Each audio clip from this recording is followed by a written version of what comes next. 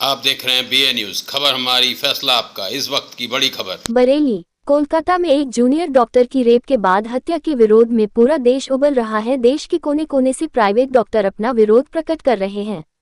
इसके विरोध में आज बरेली में प्राइवेट डॉक्टर ने अपनी OPD बंद रखी और कहीं भी कोई मरीज नहीं देखा गया। मरीज को खासी परेशानी का सामना उठाना पड़ा।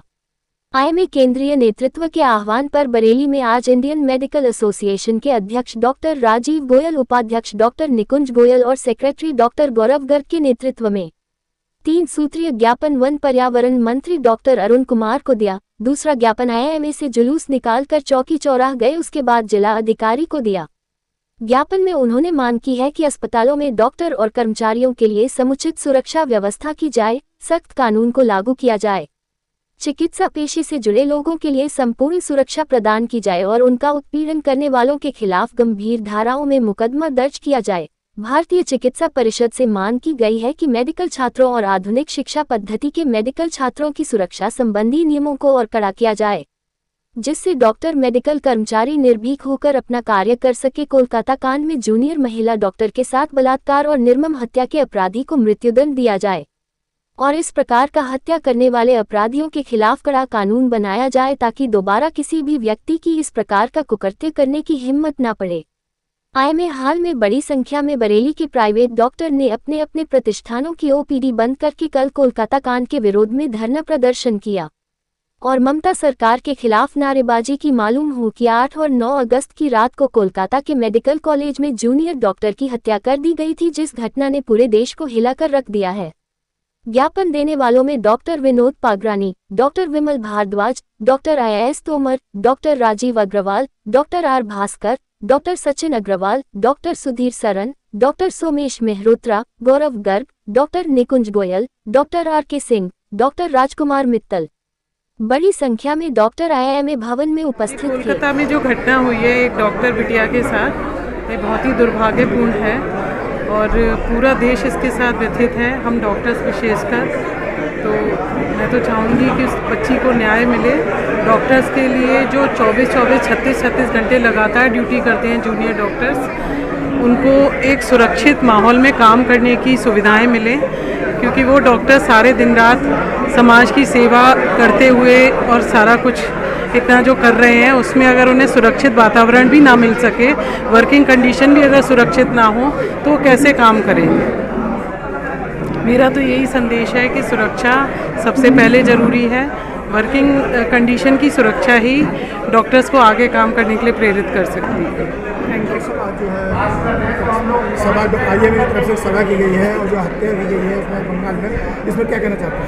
RG कर मेडिकल कॉलेज कैलकाटा के अंदर एक बेटी, एक महिला चिकित्सक के साथ जो हुआ वो बहुत ही निंदनीय है। मैं उसकी निंदा करता हूँ। सरकार की तरफ से क्या मदद करना चाहते हैं? देखिए, ऐसा है, ये वहाँ की सरकार करेगी, केंद्र सरकार करेगी। उत्तर प्रदेश का IMA ने जो उनके साथ सहानुभूति व्यक्ति है और इस तरह के इंसिडेंट से देश में कहीं भी ना हो, उसकी रोकथाम के लिए जो IMA कह रहा है, मैं चाहता हूँ इस तरह के इंसिडेंट से कहीं भी ना हो। क्या नाम सर आपको? मैं डॉक्टर राजीव गोयल हूँ, अध्यक्ष IMA बरेली। ये जो 9 अगस्त को हमारी एक बच्ची के साथ में जो घटना हुई है कोलकाता में, इसके अगेंस्ट आज हम डॉक्टर्स जो है वो खड़े हुए हैं और हम लोगों ने एक सांकेतिक हड़ताल की है 24 घंटे की, जिसमें हमने इमरजेंसी सेवाओं को मानवता के नाते आज बंद नहीं किया है और केवल जो OPD सेवाएं हैं या जो गैर ज़रूरी सेवाएं हैं, केवल उन्हीं को बंद किया है। लेकिन आज जितना आक्रोशित मन एक डॉक्टर की तरह से है, उतना ही आक्रोशित मन एक पिता की तरह से भी है कि इस बच्ची की जो है वो क्या गलती थी कि वो नाइट ड्यूटी में किसी मरीज की सेवा में जो है वो कार्यरत थी और उसके साथ ऐसी घटना हुई। और मेरा मानना है कि इस घटना से न केवल IMA, न केवल डॉक्टर, इस घटना से पूरा देश, पूरा समाज जुड़ा हुआ है और समाज के हर वर्ग को हम लोगों के साथ जुड़ना पड़ेगा इस मुहिम में, क्योंकि जो हम लोग देख रहे हैं कि कलकत्ता जैसी जो ये घटना हुई है और कलकत्ता का प्रशासन जिस तरीके से इस मैटर को ले रहा है वो बहुत ही गलत है। जो भी कल्प्रेट हैं वो फ्री घूम रहे हैं, ये सबसे बड़ी दुख की बात है। जिनको सबसे पहले पकड़ा जाना चाहिए, जिनको सबसे पहले सही सज़ा मिलनी चाहिए, वो आज फ्री घूम रहे हैं। तो हमारी यही मांग है कि जल्द से जल्द केंद्रीय सरकार इसके ऊपर कोई सख्त डिसीजन लेके और कलकत्ता सरकार से जो है वो इसका डिसीजन निकलवाए, CBI से इसका डिसीजन निकलवाए और जो कल्प्रेट है उनको सख्त से सख्त सज़ा मिले। उसके साथ में हमारा ये भी मानना है कि अस्पतालों को सेफ जोन प्रोवाइड करना सरकार की पहली प्राथमिकता होनी चाहिए। जैसा हम लोग पानी का, एयर पोल्यूशन, फायर और सबके जो है वो नॉर्म्स करते हैं, क्यों नहीं हमारे यहाँ जो नर्सेज है वो सब कर रही हैं, उनको भी सेफ़ एनवायरनमेंट मिले, उन डॉक्टर्स को, लेडी डॉक्टर्स को सेफ़ एनवायरनमेंट मिले। तो यही हम सरकार नहीं सुनती, कोई कार्रवाई नहीं होती, फिर क्या करेंगे? इसके अगला स्टेप हमारी सारी समस्त सेवाएं जो है वो बंद करने की होगी, चाहे वो इमरजेंसी हो चाहे वो हो। हालांकि हम चाहते नहीं है मानवता के नाते कि किसी भी मरीज का अहित किसी इमरजेंसी अवस्था में हो, लेकिन अगर सरकार या प्रशासन इस चीज़ के ऊपर नहीं ध्यान देता है तो हम लोग संपूर्ण सेवाएं पूरे भारत में जो है वो बंद करेंगे। डॉक्टर साहब जो है विरोध प्रदर्शन चल रहा है, क्या मामला है? देखिए, अभी हमको पता है कि पूरे देश में जो स्ट्राइक हो रही है, आज इमरजेंसी 24 घंटे की स्ट्राइक है, जो विभत्स कांड हुआ है कलकत्ता में, उसके विरोध में वहाँ के जूनियर रेजिडेंट और सभी मेडिकल कॉलेज के और हम सब लोग जो IMA के डॉक्टर्स हैं सब आज उसके समर्थन में खड़े हुए हैं। 24 घंटे के लिए हमने अभी OPD की सेवाएं बंद की है, इमरजेंसी सर्विसेज चल रही हैं, बट सरकार से आग्रह है कि जो मांगे हैं उन डॉक्टरों की उनको पूरा किया जाए, अन्यथा ये 24 घंटे के स्ट्राइक को आगे भी बढ़ाया जा सकता है। अब सवाल मैं आपके माध्यम से बंगाल की सरकार से कुछ पूछना चाहता हूं, जो आप तक या मीडिया वालों को ये उनसे पूछना चाहिए। आप जब बंगाल जाएंगे तो देखेंगे वहाँ पर एक पैरेलल सिस्टम चलता है जिसको बोलते हैं कि भाई ये वॉलंटियर पुलिस वाले हैं। वहाँ पुलिस काम ही नहीं करती, पुलिस साइडलाइन खड़ी होती है और वहाँ पर ये वॉलंटियर ही वसूली करते हैं, वॉलंटरी ये सब जब हरकतें करेंगे। ये भी एक वॉलंटरी की ये घटना थी। पर या फिर अस्पताल के प्रशासन में कोई लोग मिला था, बंदा कैसे ब्लू चिप वहाँ से आउट हो गया, और अगले दिन उन लोगों की इतनी हिम्मत है, पुलिस वहाँ पर है, वहाँ की हमारी ममता दीदी वहाँ पर है, उसके बाद भी फिर आके 100 लोग, 100, 150, 200, 300 लोग आके फिर हमला करते हैं बैठ के। सवाल पक्ष विपक्ष का नहीं है, इसमें राजनीति से अलग हट के हमको काम करना चाहिए। हमको ये देखना चाहिए कि ये घटना क्यों हुई। जितने मेडिकल कॉलेज हैं, जितने ऐसी संस्थाएं हैं, वहाँ पर मैंडेटरी होना चाहिए कि CCTV कैमरे सारे लगे हों, वो वर्किंग में हों, उसकी समय पर चेकिंग हो। अब वहाँ में एक बंगाल के जो हमारे कमिश्नर साहब थे, उनके बयान सुन रहा था, वो आहत हैं और बार बार अपना स्पष्टीकरण दे रहे हैं। उनको सोचना चाहिए कि जो घटना हुई है ऐसे ही किसी अपने के साथ हो तब समझ में आता दर्द क्या होता है। ये गलत चीज़ है। हम जी नहीं, ये तो अभी कल तक है, उसके बाद में आगे अगर नहीं होगा तो देशव्यापी हड़ताल का स्वरूप लेगी। बट मुझे मालूम है कि जो हमारी केंद्र सरकार है, जो वहाँ की प्रदेश सरकार है बंगाल की भी, वो भी संवेदनशील है और सब बात तो मानेगी। कोई ऐसी गलत मांग तो मांग नहीं रहे ना डॉक्टर्स कभी कि हमें ऐसा क्यों कर रहे हैं। हम यही तो मांग रहे हैं कि सबूत के साथ छेड़छाड़ की हुई। जो 150 ml सीवन क्या एक आदमी का हो सकता है?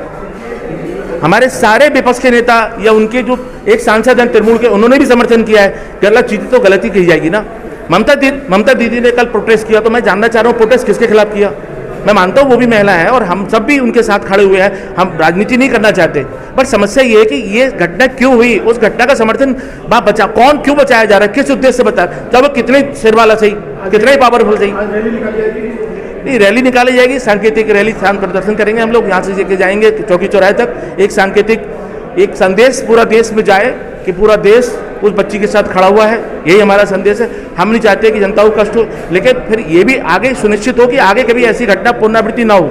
ये इसलिए तो है क्योंकि वो भी किसी की बेटी हो, कभी बेटी हो, कहीं और भी घटना घट सकती है, इसी के लिए हम सब लोग एकत्रित हुए हैं। बरेली के सभी जो निजी हॉस्पिटल है, क्या वहाँ पे सेवाएं सभी बाधित हैं? नहीं, देखिए OPDs के लिए कहा गया है, वो भी OPDs बाधित हैं। इसके अलावा इमरजेंसी सर्विसेज चल रही हैं। इमरजेंसी सर्विस में जो पेशेंट आएंगे, क्योंकि मरीजों की तो गलती नहीं है ना, लेकिन एक फिर हम कैसे अपनी शक्ति दिखाएंगे।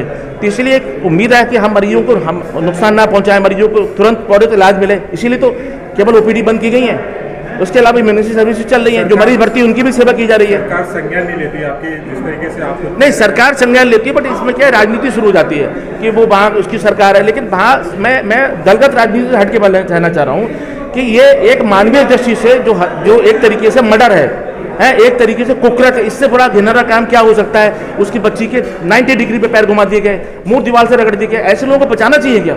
चाहे वो फिर कोई भी हो, क्यों बचाया जा रहा है? बंगाल के जो चीफ मिनिस्टर, जो कमिश्नर साहब, उनको भी सोचना चाहिए बैठ के, अरे ऐसा क्या। और सबसे बड़ी शक्की जब सुई तब उठी जब वहाँ के जो प्राचार्य थे उनको हटा के दूसरी जगह प्राचार्य बना दिया गया। क्यों कर रहे हैं सर भाई? थोड़े दिन उनको सस्पेंड रहने देते, या उनको जांच के दायरे में रहने देते, या थोड़े दिन उनको बिना पद के, मतलब 6 घंटे भी नहीं बीते, दूसरे जगह प्रिंसिपल बना दिया गया। आप वो बता रहे हैं कि बस दीवार वहां पे टूट गई, वो दीवार को बनाया जा रहा है बाथरूम को, यही समय मिला बाथरूम बनाने का। उस जगह को कॉरिडोर को सील किया जाता है, क्यों नहीं सील किया गया? आप खुद मौका दे रहे हैं लोगों को आवाज उठाने का कि भाई क्यों आपको फिर आप शक ना करें। तो कहीं ना कहीं वहां का प्रशासन मिला हुआ है, गड़बड़ कर रहा है।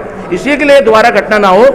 वहां की चीफ मिनिस्टर साहिबा महिला है, मैं उनसे हाथ जोड़ के निवेदन कर रहा हूं कि आगे आए और देश में एक अच्छा मैसेज दें और इस घटना को पुनरावृत्ति ना हो। इस हम सबको, मीडिया के, समाज के लोगों को, सरकार को, हम सबको एक साथ जुट के खड़ा होना चाहिए कि दोबारा ऐसा कांड ना हो। धन्यवाद।